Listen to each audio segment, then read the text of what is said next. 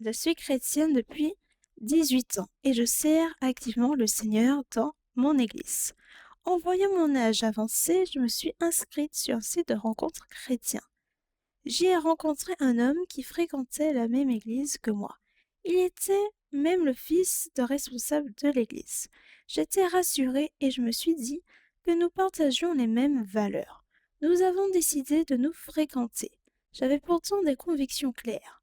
Pas d'intimité avant le mariage, mais peu à peu, il a commencé à me troubler avec des raisonnements bibliques pour me faire douter.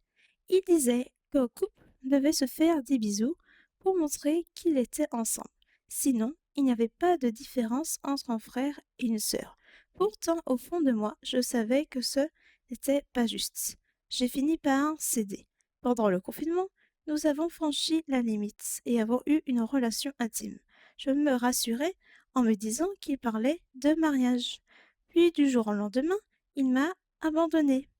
Des amis à lui l'avaient influencé, lui disant de se méfier de moi. C'est à ce moment-là que j'ai réalisé que m'étais éloignée de mes convictions.